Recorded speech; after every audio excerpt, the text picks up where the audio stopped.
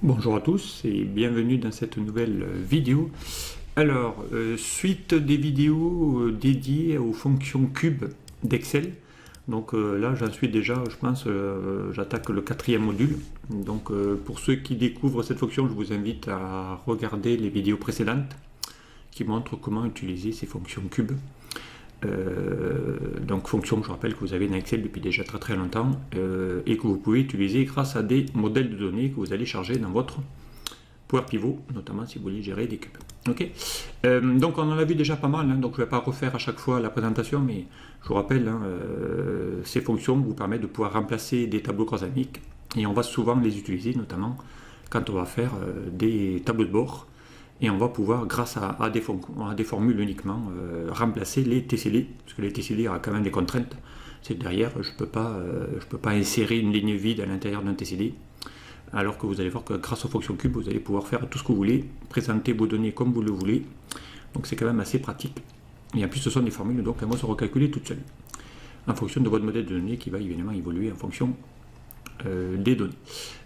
Allez, donc je vous rappelle, un cube, hein, ça vous permet de pouvoir schématiser un cubolap, donc avec ici plusieurs tables qui vont être reliées entre elles et on va pouvoir, dans chacune d'elles, récupérer un champ, donc en utilisant ce fameux cube. Alors, donc on a été arrêté la fois passée, je crois, on avait fait ici, on avait montré ici comment associer un segment à une valeur cube. D'accord, ici, hein, si je montre la région Est, on a dit tiens, on va me sélectionner la région Est, on va lui donner le nom que j'ai sélectionné. On en a sélectionné un, si j'en sélectionne deux, ben ici on va en avoir deux, il va recalculer automatiquement par rapport aux critères qu'on a mis. Si ce n'est que là, donc on avait fait la fois passée, c'est que si je sélectionne deux, il vous dit qu'il y en a deux de sélectionnés, mais là il vous met aujourd'hui que la première. Moi ce que j'aurais aimé avoir, c'est avoir la liste des champs que j'ai sélectionnés dans un segment. D'accord, ici il vous dit qu'il y en a 3, mais il vous met toujours que la première. Donc on va aller voir ici comment faire ça grâce à des formules cubes et grâce à des petites formules Excel notamment. Parce que ça va être vraiment utile aussi de savoir le faire dans un tableau de bord, notamment pour mettre ça dans des titres dynamiques, notamment si j'ai besoin. Allez, donc on va faire un petit exemple 6. D'accord, donc on va aller voir ici comment on pourrait récupérer ici les données de tout le monde. Alors, donc on va revoir des formules qu'on a déjà vues hein, la fois passée et la fois d'avant, puisqu'on va utiliser encore jeu cube, valeur cube, rang membre cube, NB jeu cube, et ainsi de suite. Donc on va aller voir ici comment on peut récupérer tout ça. Alors, donc, on va lui demander ici déjà d'aller chercher la mesure totale des ventes. Et ici, on voudrait afficher ici le global, mais ici, je voudrais afficher la liste des champs que j'ai sélectionnés ici dans ce segment. Donc je rappelle que la fois passée, je vais vous montrer, mais quand on va manipuler des segments à partir des valeurs des fonctions cubes, il faut récupérer le nom du segment, parce qu'il va avoir besoin du nom du segment sur lequel il doit piloter. Donc pour connaître le nom de segment, hein, un petit rappel, clic droit sur le segment, paramètres de segment, et il va vous demander ici que ce segment, il s'appelle segment secteur, d'accord, hein, le nom à utiliser dans les formules, vous l'avez ici, segment underscore secteur. D'accord, ça devient une plage nommée.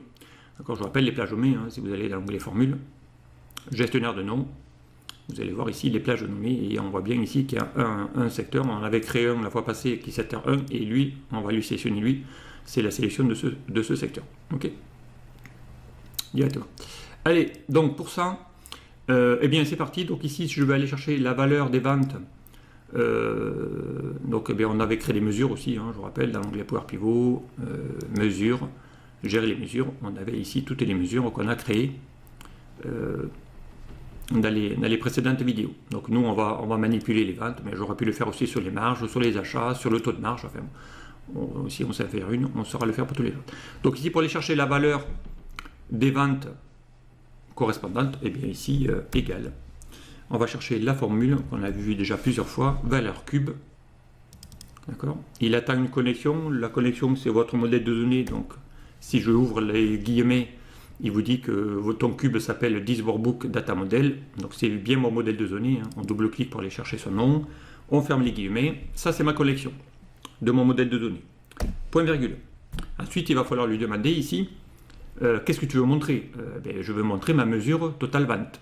Donc on ouvre les guillemets et là vous allez voir toutes les mesures qu'on a créées ici grâce à la fonction, grâce aux fonctions DAX, vont se mettre dans un cube à part, en dehors de mes tables de mon modèle donné. Et vous avez un cube qui va s'appeler mesure par défaut. On va double-cliquer dessus pour aller chercher ici mon cube mesure. Mais ma mesure, il va falloir avoir la liste. Pour ça, on va taper un petit point. Et là, on va aller voir la liste de toutes les mesures que j'ai créées dans le cube des mesures. Donc nous, on va chercher la mesure qui s'appelle total vente. D'accord? On ferme les guillemets. Donc là, si je ferme la parenthèse à ce stade-là, eh bien, il va vous mettre le montant global de mes ventes. Si ce n'est que maintenant, ici, moi, si je clique ici, évidemment, il ne va pas y avoir de connexion. Donc, il va falloir lui dire d'associer cette mesure à ce segment. Donc, on l'avait vu la fois passée. Donc, on rouvre de nouveau. Et là, on va attaquer un membre 2. Et le membre 2, eh bien, c'est le nom du segment. Donc, ici, vous tapez les premières lettres. D'accord? Ou sinon, si vous vous en rappelez pas, je rappelle, F3 sur Excel vous permet d'afficher la liste de vos plages nommées. Et donc ici, on avait vu que ce segment, il s'appelait segment underscore secteur. Voilà, vous allez lui chercher son nom. Et vous fermez la parenthèse. Et là, vous avez ici, maintenant, vous allez voir que ce montant va bouger en fonction de la sélection que je vais faire dans le segment. Voilà, dès que je clique, hop, il va sélectionner et il va recalculer automatiquement votre mesure en fonction du segment que je viens de faire. Ok? Voilà, ici je remets tout le monde, j'ai tout le monde. Maintenant, donc ici, ce serait bien de pouvoir récupérer la liste, ici, avoir une liste des champs que j'ai sélectionnés dans ce segment. Donc pour ça, eh bien, on va devoir utiliser et savoir ici que déjà quels sont tous les noms qui se trouvent dans ce segment jeu cube secteur. D'accord? Donc ici, en gros, c'est la liste de la table des régions avec la colonne secteur. Donc pour ça, il va falloir qu'on aille regrouper tous ces champs qui se trouvent dans cette colonne ici. Eh bien, ça va être simple. On va utiliser une fonction qu'on a vue déjà la fois passée qui va s'appeler jeu cube. Jeu cube de cas, encore une fois, il aura besoin d'un modèle. Le modèle de données, workbook data model. On va fermer les guillemets.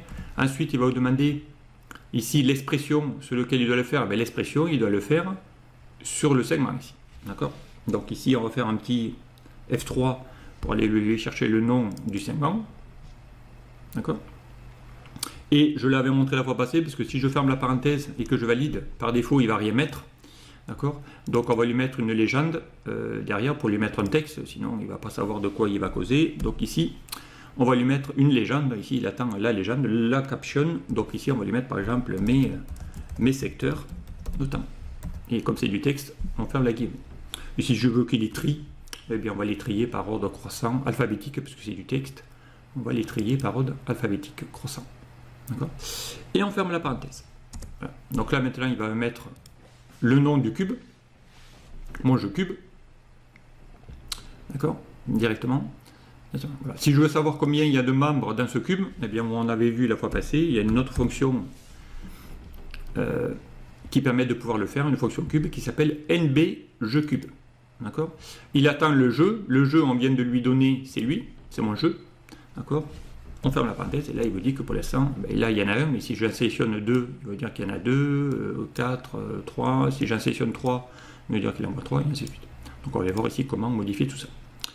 Ensuite, il va falloir ici qu'on aille lui chercher maintenant le nom du champ que j'ai sélectionné ici dans mon segment. Donc ici, si je clique sur Est, il faudrait qu'il aille ici afficher le nom que j'ai sélectionné ici dans mon segment. Donc pour ça, on l'avait vu, il y a une fonction cube qui s'appelle rang membre cube. D'accord? Encore une fois, il aura besoin de la connexion workbook data model. Ensuite, il va vous demander quelle est l'expression. L'expression, voilà, c'est mon cube, c'est mon jeu, ici. D'accord? Et on va lui mettre, on va le ranger parmi la première. Voilà. Après, on aurait pu lui changer le nom, mais on n'est pas obligé de lui mettre la légende. On va lui mettre tout ça. Donc là, il vient de vous montrer que là, je viens de sélectionner Est, là, j'ai sélectionné Nord, là, j'ai sélectionné Ouest, là, j'ai sélectionné Sud. Donc on l'avait vu la fois passée, si je mets tout le monde, il met All, mais si je sélectionne que les trois, il va mettre toujours que le premier. D'accord? Ou si je sélectionne Nord, Sud, voilà, il va mettre que le premier de la liste. Maintenant, moi, je vais avoir une liste complète. D'accord? Directement. D'accord? Donc là, il va falloir qu'on lui mette ici une liste directement sur les données. Donc ici, par exemple, si je sélectionne 3, ici, on va voir qu'il envoie 3. D'accord. Donc ici, on va lui mettre une liste. Donc là, on va taper égal séquence, puisque vous avez une fonction maintenant dans Office 365 qui s'appelle séquence de quoi? De ça. D'accord. Et là, je ferme la parenthèse. Et là, il va mettre ici 1, 2, 3. D'accord. Si j'en sélectionne que 2, il en mettra que 2. Si j'en sélectionne 4, voilà, il mettra 1. Mais on va aller voir après comment on peut changer ça directement. D'accord. Maintenant, je voudrais savoir ici, je vais avoir la liste ici à droite, d'accord, de tous les champs qui se trouvent dans cette liste. D'accord. Alors là, je pourrais même la remonter d'un cran si je veux ici la mettre ici par exemple. Ok, donc ici, je vais aller chercher ici le membre de ce cube.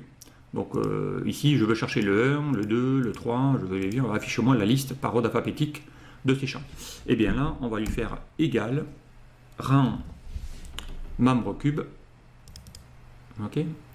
Toujours pareil, il va vous demander votre connexion, votre disk workbook data model. Ensuite, il va vous demander ici l'expression. L'expression, ça va être ici mes données qui se trouvent ici dans mon rang cube.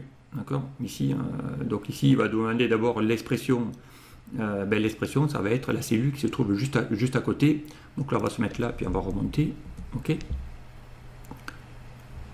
Donc ici, l'expression ici donnée, pardon, on n'est pas encore dans les rangs, autant pour moi, je suis encore dans l'expression. Donc ici, il va chercher le jeu cube, d'accord, qu'on va figer d'ailleurs, parce que d'ailleurs, F4, on va tirer la poignée après. Et ensuite, il va vous demander le rang. Le rang, c'est celui qu'on a mis juste là devant, donc on va chercher le rang numéro 1, par exemple. Okay. On ferme la parenthèse, d'accord, et je valide. Donc là, il va chercher la région Est.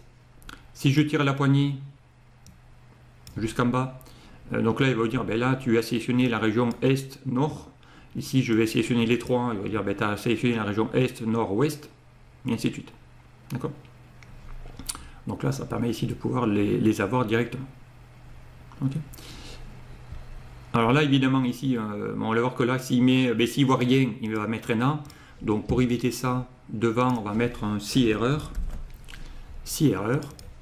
D'accord. Et si tu vois qu'il y a une erreur qui apparaît, tout au fond, on va lui dire plutôt champ vide. Et on ferme la guillemets. Donc guillemets, je vous rappelle, pour créer un champ vide. Et je valide. Donc là maintenant, si je tire la formule, voilà, si je tire ici la formule, hop, alors il va mettre ici une erreur. S'il n'y en a que 2, il en mettra 1. S'il n'y en a qu'un, il mettra 1. S'il y en a 3, il mettra 3. Et s'il y en a 4, il mettra all.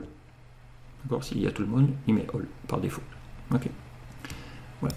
Maintenant ici, ce serait bien d'avoir ici la liste ici, il faudrait l'avoir ici dans une cellule notamment. Donc ici, si je veux récupérer la liste qui se trouve là, eh bien vous avez une fonction maintenant dans Office 365 qui s'appelle joindre texte, qui permet d'assembler une chaîne de texte. C'est l'équivalent de la fonction concaténer, mais en beaucoup plus simple.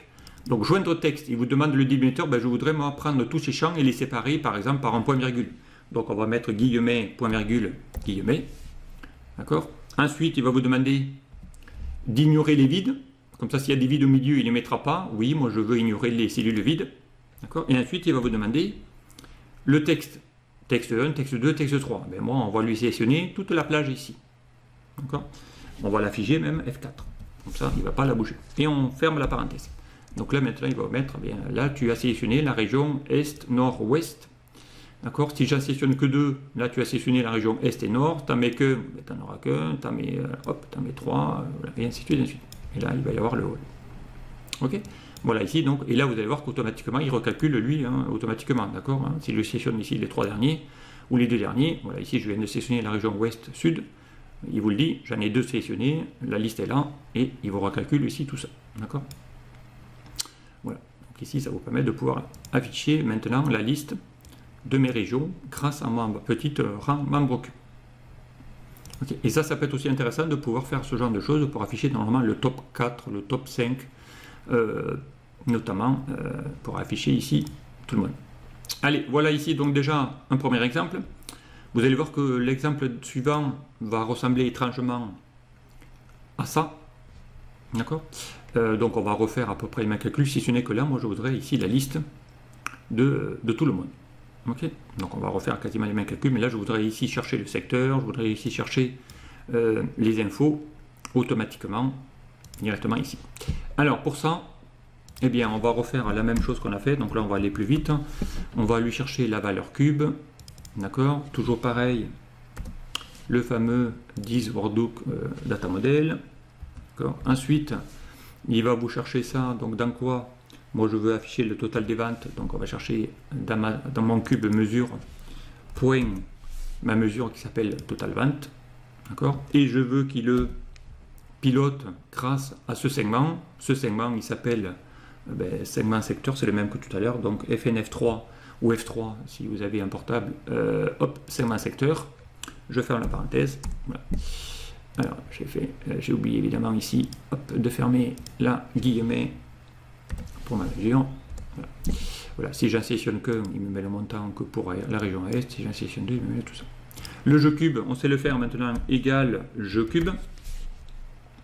Jeu cube de quoi? Toujours pareil, du même modèle, d'accord, on ferme les guillemets.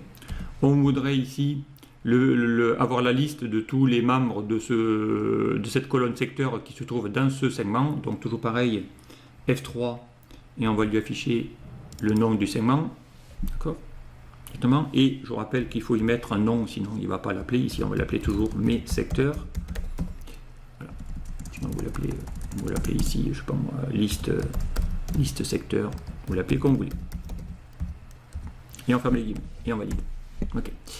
Maintenant ici, on va lui demander d'aller chercher le rang qui se trouve ici, donc égal rang membre cube, toujours pareil, du même modèle. D'accord. Lui, il va chercher, il attend ici la liste d'un jeu cube, donc on va chercher ici le jeu, d'accord, qu'on va figer, F4. Voilà. Mais si je veux les ranger, on va lui mettre de les ranger par ordre croissant. Ok, et on valide. Voilà. Donc là, il vient de sélectionner toujours pareil, il n'en met qu'un à chaque fois. Sinon, il mettra tout le monde. Okay. Donc ici, je veux en mettre ici les rangs. Alors ici, il peut y en avoir 1, 2, 3, 4. Donc si je veux afficher par exemple 1, 2, enfin ici, pardon, on va faire plutôt les rangs. Bon, j'aurais pu utiliser ici, on va tirer la poignée. Voilà, mettons qu'il y en ait 5. Ici, on va incrémenter. Voilà. 1, 2, 3, 4, 5, 6, on ne sait pas combien il y en a, mais on va en mettre plusieurs. Si je veux afficher par exemple le top 5, alors le top 5, on pourrait même l'afficher ici. Voilà. Ici, on va chercher maintenant le nom de chacun de ces segments quand je vais lui afficher directement. Donc là, on va les trier. Donc, égal rang membre cube. Toujours pareil, la connexion, c'est toujours celle-ci. D'accord. Il va attendre, faut mettre les guillemets, pardon, hop. Point virgule. Il va attendre l'expression, c'est sur cette liste de mon jeu cube. D'accord. Et ensuite, on va figer cette cellule parce qu'il ne faut pas qu'elle bouge, F4, en mettant les dollars, point virgule. On voudrait ici, par défaut, il va les trier, mais on voudrait que le rang, tu vas chercher ici la une qui se trouve juste là au-dessus, hein, va chercher la première valeur de la plus grande, ici par exemple. Et ici, c'est tout, hein, normalement, on peut fermer la parenthèse. Okay. Donc là, par défaut, il va mettre All, mais quand je vais en sélectionner 2 ou 3, il va mettre ici la région Est. Voilà, on va cliquer. Donc là, j'ai mes régions. Pareil, s'il voit qu'il n'envoie pas, il va mettre NA. Donc pour éviter le fameux NA, on l'a vu tout à l'heure, on va mettre un petit si erreur. Si tu vois qu'il y a une erreur, eh bien on va mettre ici un champ vide, guillemets, guillemets, et on ferme la parenthèse de si erreur. Je vais retirer de nouveau la poignée. Comme ça, ici, il ne me mettra que les 3 qui est nécessaire. Et maintenant, si je veux chercher les montants correspondant à chacune des régions, d'accord, eh bien, on va chercher cette fameuse valeur cube, d'accord. Valeur cube, encore une fois, il va vous demander la connexion, d'accord. Ensuite, il va vous demander, qu'est-ce que tu veux y afficher ici? C'est le montant des ventes, donc on va lui chercher ça dans la cube mesure, et on va lui chercher le total des ventes. D'accord. Ici, je ferme mes guillemets, point virgule. Ensuite, il va falloir lui dire ici de quelle région il s'agit. D'accord. Donc pareil, là, il va attendre l'expression 2. Donc on va lui dire, tu vas la chercher ici dans la table des régions. Ok. Ensuite, dans la table des régions, il va falloir qu'il aille chercher ça dans la colonne qui s'appelle secteur. D'accord? Et ensuite, il va falloir ici qu'on aille lui demander d'aller le chercher, le secteur qui se trouve, soit dans la cellule qui se trouve ici. D'accord? Pour aller chercher dans chacun. D'accord? Si je ferme la parenthèse, ici, donc si je ferme les guillemets, vous allez voir quand je vais fermer la parenthèse de mon valeur cube, vous allez voir, là, il va vous mettre ici NA. Parce qu'encore une fois, il attend ici des instructions. Hein. Je rappelle, la valeur cube a besoin de crochet. D'accord? Donc, on va modifier ici la formule pour lui dire non, ici, il ne faut pas que tu ailles chercher C8, mais il faut que tu ailles chercher la région Est, mais sous format crochet. Donc, ici, on va lui dire, on va ouvrir le crochet. D'accord? On va concaténer, puisque c'est du texte, en mettant les guillemets, ici. D'accord? Ça, tu vas le concaténer en mettant l'esperluette. D'accord? On va concaténer. Et derrière, il va falloir lui dire cette cellule. D'accord? Tu vas fermer cette cellule. Hop, juste derrière. On va la concaténer, parce que d'ailleurs, il faut que ça soit entre crochets, tout ça. Et ici, on va lui dire, ben, tu vas le fermer avec les crochets. Voilà. Et on ferme la parenthèse. Et là, vous allez voir que là, maintenant, il va chercher le bon montant pour chacun. Ici, je tire la poignée tout en bas. Ben là, il va chercher pour chacun donc, les montants correspondant à ça. Ok? Voilà, donc là, ça vous permet ici de pouvoir chercher les données correspondant ici à ces données. Voilà. Bon, alors ici, si je veux ici mettre voilà, le rang, la légende, peu importe, on les a. Et là, si je veux maintenant eh bien, à éviter le NA, eh bien, on l'a vu, hein, il faudra encore une fois y mettre le fameux si erreur. Si erreur. Eh bien, tu vas mettre à côté un point virgule champ vide. Voilà. Et comme ça, je vais pouvoir tirer la poignée directement. Ok. Voilà. Donc ici, ça va le faire directement ici par rapport à un moment. Voilà. Donc là, si j'en sélectionne que deux, eh bien là, il va mettre que les deux plus gros. Voilà. Si je mets tout le monde, il va mettre all. C'est la liste de tout le monde. Voilà. Si je mets que 3, il va mettre que les 3 premiers. Ok. Ou les 3 derniers, peu importe. Il va les classer. Ok. Voilà, donc ici, on a bien ici tous les montants de mes régions directement. Ok. Voilà. Ici, je veux ici qu'il les met par ordre. Là, ici, ils sont triés un peu n'importe comment. Si je veux qu'il les trie du plus grand vers le plus petit, eh bien là, on va lui forcer. Donc ici, on va lui mettre en mode décroissant, notamment. Pourquoi pas. Tiens, on va mettre ici par contre en mode alphabétique, enfin même pas croissant, on va mettre par contre croissant, mais par contre on va lui mettre ici trier par, après on pourrait aller dire de trier par valeur si j'avais envie, peu importe, on ferme les parenthèses. Voilà. Donc ça il va pouvoir les trier par ordre décroissant par les valeurs si j'ai besoin.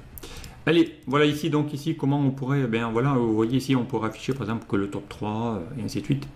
On va pouvoir afficher ici les données en fonction de la sélection, encore une fois, d'un cube. Soit je mets tout le monde, soit je mets que les données que je représente, voilà, ici, ou Est-Ouest, et là, il lui recalcule automatiquement, puisque ces montants-là, c'est la somme de ces trois. On retrouve bien les 1 537 973 qui se trouvent ici. Ok, voilà. Donc on a ici les données correspondantes. Voilà. Bon, après, si je veux avoir la liste, on l'a vu tout à l'heure, égale joindre texte. Joindre texte de quoi? On va lui mettre un délimitateur point virgule par exemple, et on va lui mettre ici, lui afficher la liste de cette plage. D'accord? Et on ferme la parenthèse. Alors, hop, on va lui mettre ici, oui, pardon, il faut d'abord un argument vrai, parce qu'on va lui demander de mettre vrai. D'accord?